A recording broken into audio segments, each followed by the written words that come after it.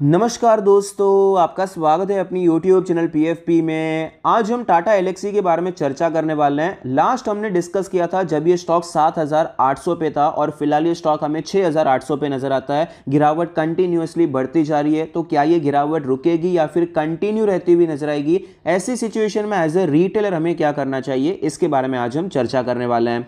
सबसे पहले कंपनी के फाइनेंशियल ट्रेंड पे नजर डाल देते हैं। फाइनेंशियल ट्रेंड तो काफ़ी ज़्यादा हेल्दी है क्योंकि रेवेन्यू प्रॉफिट कंटिन्यूअसली ऊपर जा रहा है। 2022 में ऑल टाइम हाई रेवेन्यू और प्रॉफिट रिपोर्ट किया है, जो कि काफ़ी अच्छी बात है। रिटर्न रेशियोज के बारे में बात करें तो ROE 34% है, ROC 43% है, ROA 25% है, जो कि आपको इंप्रूव होता हुआ भी नजर आता है। क्लियरली रिटर्न रेशियोज काफ़ी अच्छे हैं। लेवरेज रेशियो के बारे में बात करें, डेट टू इक्विटी 0 है, कंपनी पर कोई कर्जा नहीं है। इंटरेस्ट कवरेज रेशियो 86 का है, तो क्लियरली यहां पर भी सिचुएशन आपको अच्छी ही नजर आती है। शेयर होल्डिंग पैटर्न के बारे में बात करें, टोटल प्रमोटर होल्डिंग है 43.92%, जिसमें से कुछ भी प्लेज नहीं है। Mutual fund 2.5%, other DII 1.5%, FII 15%, retail and other category में 37% की हिस्सेदारी है। शेयर होल्डिंग पैटर्न मुझे तो इतना अच्छा नहीं लगा। प्रमोटर के पास एक तो 50% से कम इक्विटी है और इंस्टीट्यूशंस का इंटरेस्ट कम है। FIIs का इंटरेस्ट फिर भी अच्छा है, लेकिन हमारे DIIs का इंटरेस्ट बहुत कम नजर आता है। और FIIs ने भी जितना स्टेक खरीदा है या फिर पूरे इंस्टीट्यूशंस ने जितना स्टेक खरीदा है, उससे ज्यादा स्टेक तो हमारे रिटेलर्स के पास है। ये क्लियरली सिचुएशन इतनी अच्छी नहीं है। रीसेंट ट्रेंड के बारे में बात करें तो यहां पर म्यूचुअल फंड, अदर DII इतना कम स्टेक है, फिर भी कम करते ही जा रहे हैं। FIIs अपना स्टेक यहां पर बढ़ाते जा रहे हैं। वैल्यूएशन के बारे में बात करें तो PE रेशियो 64 का है, जो कि हिस्टोरिकली एवरेज PE रेशियो नजर आता है। अभी हिस्टोरिकली ये एवरेज इसीलिए है क्योंकि भाई पिछले 2 साल से इतनी बड़ी रैली आई। अभी देखिए, मार्केट ने ये एक्सपेक्टेशन किया था कि भाई टाटा एल्क्सी के रिजल्ट्स अच्छे आएंगे, तो स्टॉक कंटिन्यूअसली बढ़ रहा था, लेकिन रिजल्ट हर 3 महीने आता है, तो यहाँ पर PE रेशियो तो आपको बढ़ता हुआ नजर आएगा। फिर रिजल्ट्स आएंगे, अर्निंग्स बढ़ेंगी, PE रेशियो ड्रॉप होगा। इस हिसाब से यहाँ पर PE रेशियो का चार्ट निकालते हैं, तो इस हिसाब से आपको एवरेज PE रेशियो नजर आ रहा है। सेक्टर का PE रेशियो 28 के आसपास है, तो सेक्टर के मुकाबले अब भी आपको डबल ही नजर आता है। तो वैल्यूएशन भले ही हिस्टोरिकली एवरेज है, लेकिन ओवरऑल सस्ता नहीं है। वैल्यूएशन तो आपको महंगा नजर आता है। 27 का PB रेशियो है, यहाँ पर भी हिस्टोरिकली हमें average price to book ratio नजर आता है। ये कंपनी कोई मैन्युफैक्चरिंग कंपनी नहीं है, इसलिए 26-27 का PB रेशियो बहुत महंगा हम नहीं कहेंगे। जनरली ये जो कंपनीज रहता है उनका प्राइस टू बुक रेशियो, क्योंकि उनके पास बुक वैल्यू में दिखाने के लिए बहुत कुछ नहीं रहता है। स्टॉक के चार्ट पर आप देख सकते हैं, पिछले 1 साल में कंटिन्यूअसली स्टॉक ऊपर जा रहा था, लेकिन 10,000 के ऊपर की ब्रेकआउट के बाद ये ब्रेकआउट फेल हो गया और स्टॉक में गिरावट देखने को मिली। रिजल्ट्स आए और स्टॉक हमें कंटिन्यूअसली नीचे आता हुआ नजर आता है। अब देख पाएंगे किस हिसाब से गिरावट यहां पर हो रही है। पहले ये स्टॉक इतना ऊपर अच्छी तरीके से जा रहा था, उसी तरीके से ये नीचे आ रहा है। स्टॉक अपने सारे मूविंग एवरेज के नीचे, 20 डेज के मूविंग एवरेज ने तो क्रॉसओवर भी कर दिया है। डेली RSI 27 का लेवल है, काफी ज्यादा वीकनेस है। तो फिलहाल यहां पर इंपॉर्टेंट लेवल्स के बारे में बात करें तो जो रेजिस्टेंस हमें नजर आता है, स्टॉक ने रिसेंटली जहां पर स्विंग हाई बनाया था 7,500 का लेवल, काफी ज्यादा इंपॉर्टेंट रेजिस्टेंस है। सपोर्ट के बारे में बात करें तो अप्रोक्सीमेटली 6,500 के आसपास हमें एक सपोर्ट नजर आता है। पहले भी इसी जोन से स्टॉक में रिकवरी देखने को मिली थी। वीकली चार्ट पे चलते हैं। वीकली चार्ट पे भी सपोर्ट आपको सेम नजर आएगा। पहले रेजिस्टेंस था, फिर 2 बार सपोर्ट की तरह काम किया। रेजिस्टेंस के बारे में बात करें तो यहां पर जो रेजिस्टेंस है 8,000 का लेवल हो जाता है, जहां से आपको ये सेल ऑफ देखने को मिला था।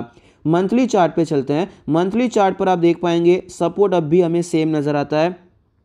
6,000 से करके 6,500 का जो जोन है, काफ़ी अच्छा सपोर्ट है। रेजिस्टेंस यहाँ पर भी सेम है, 8,000 का लेवल ही है। 8,000 का लेवल क्यों है? क्योंकि यहाँ पर आपको ये कंफर्मेशन देखने को मिला, ये ग्रीन कैंडल का जो लो था, यहाँ पर जो क्लोजिंग लेवल था वो टूटता हुआ नजर आया। तो अप्रोक्सीमेटली 8,000 के आसपास हमें रेजिस्टेंस नजर आता है। तो फिलहाल यहाँ पर करना क्या चाहिए? क्या स्टॉक और भी ज़्यादा नीचे जा सकता है? ऑफकोर्स जा सकता है, उसमें कोई डाउट नहीं है। लेकिन अभी देखिए जिस हिसाब से माहौल बन रहा है, नहीं अभी तो ये स्टॉक डूब ही जाएगा। अभी यहाँ पर बायर का लेवल नज़दीक आ रहा है। जब भी हम किसी भी स्टॉक के बारे में बात करते हैं, बायर्स और सेलर्स दोनों वहां पर बैठे होते हैं। कोई खरीदना भी चाहता है, कोई बेचना भी चाहता है, लेवल्स का इंतजार कर रहे होते हैं, कहां पर बायर्स को अच्छा मौका है, कहां पर सेलर्स को अच्छा मौका है। यहां पर अगर मुझे स्टॉप लॉस के साथ सेल करना है तो इतना ज्यादा अच्छा रिस्क रिवॉर्ड रेशियो नहीं है, क्योंकि स्टॉक ऑलरेडी काफी ज्यादा गिर चुका है। गिरावट में पिछले 3 महीने में स्टॉक अभी स्ट्रेच हो चुका है, तो मैं यहां पर बेचना इतना ज्यादा प्रेफर नहीं करूंगा, इतना ज़्यादा मैं कंफर्टेबल नहीं रहूंगा जितना मैं यहाँ पर खरीदारी के लिए कंफर्टेबल रह सकता हूँ। भले ही ये स्टॉक काफ़ी ज़्यादा वीक हो चुका है, लेकिन बायर्स का लेवल यहाँ पर नज़दीक आता हुआ नजर आता है। तो यहाँ पर तो भाई सेलिंग के बारे में नहीं सोच सकते हैं, यहाँ पर तो खरीदारी के बारे में सोचना रहता है। भले ही बहुत बड़ी खरीदारी नहीं, यहाँ पर आपको टारगेट बेस्ड खरीदारी करनी है, एकदम शॉर्ट टर्म के लिए खरीदारी करनी है, कर सकते हैं, लेकिन यहाँ पर बेचने के बारे में नहीं सोचना चाहिए। हमारा प्लान ये है भाई, स्विंग ट्रेड के लिए हम यहाँ पर प्लान कर सकते हैं। ये 6000 से करके 6500 का लेवल काफ़ी ज़्यादा इंपॉर्टेंट लेवल है। ये 500 पॉइंट का जो पूरा जोन है, ये मंथली, वीकली और डेली चार्ट तीनों पे आपको सपोर्ट नजर आता है। तो यहाँ से बाउंस बैक आने के चांसेस काफ़ी ज़्यादा अच्छे हैं।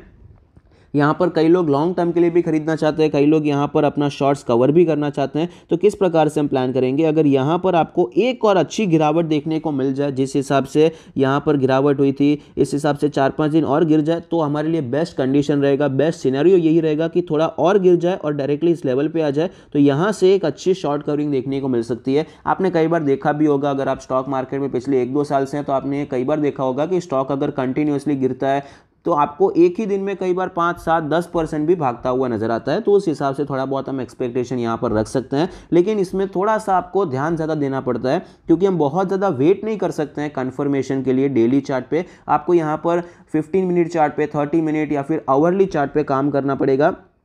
थोड़ा बहुत यहाँ पर पॉजिटिव कंफर्मेशन नजर आए तो यहाँ पर छोटे स्टॉप लॉस के साथ अटेम्प्ट करना पड़ेगा, और स्टॉक को आप यहाँ पर 7500 के टारगेट के लिए खरीद सकते हैं। ये तो हो गया स्विंग ट्रेड। पोजिशनल ट्रेड अभी एकदम प्लान नहीं कर सकते। पोजिशनल ट्रेड हम काम करते हैं भाई 6 महीने, 12 महीने, 3 महीने के लिए। तो उसके लिए एटलीस्ट हमें वीकली चार्ट पे कंफर्मेशन चाहिए। जब तक वीकली चार्ट पे कुछ डब्ल्यू पैटर्न नहीं बनता है तब तक नहीं खरीदेंगे, या फिर 8000 के ऊपर नहीं जाता है तब तक हम नहीं खरीद सकते हैं पोजिशनल ट्रेड के लिए। लॉन्ग टर्म के लिए बात करें तो लॉन्ग टर्म के लिए क्या टाटा एलेक्सी खराब कंपनी है? ऐसा नहीं है, लेकिन चार्ट देखिए बहुत ही ज्यादा स्ट्रेच हो चुका था। 500 के लेवल से स्टॉक 10,000 तक पहुंच चुका था। तो ऑफकोर्स यहाँ पर कभी ना कभी तो गिरावट होने ही वाली है। और टेक्निकली देखा जाए तो अभी मंथली चार्ट पे जब तक ये स्टॉक ये 6000 के आसपास है, 6000 को होल्ड कर रहा है, तब तक कोई बड़ी प्रॉब्लम नहीं है। यहाँ से अगर रिजल्ट्स अच्छे हो जाते हैं वापस तो स्टॉक ऊपर जा सकता है। लेकिन अगर यहाँ पर फंडामेंटल्स इतने सुधरते नहीं है, रिजल्ट्स आपको और भी वीक होते हुए नजर आते हैं, तो यहाँ से आपको वापस गिरावट देखने को मिल सकती है। तो सभी केस में फिलहाल यहाँ पर टेक्निकली तो यही सजेशंस मिल रहे हैं कि 6000, 6500 यहाँ पर खरीदारी करना एक अटेम्प्ट तो हमारा बनता है। तो यहाँ पर हम अटेम्प्ट करने के बारे में सोच सकते हैं। बस कंडीशन क्या है, स्टॉप लॉस लेकर काम करना है। जब भी ऐसी सिचुएशन रहती है तो स्टॉप लॉस लेकर हमें काम करना जरूरी हो जाता है। अगर ये वापस यहाँ पर सपोर्ट लेकर नीचे आ जाता है तो हम यहाँ पर एग्जिट कर देंगे। इस हिसाब से आप स्विंग ट्रेड प्लान कर सकते हैं और लॉन्ग टर्म प्लान कर सकते हैं। पोजिशनल ट्रेड में इतना प्रेफर नहीं करूंगा, लेकिन फिर भी अगर आप खरीदना चाहते हैं तो एटलीस्ट आपको एक वीकली कैंडल थोड़ी सी पॉजिटिव भी देखने को मिल जाए।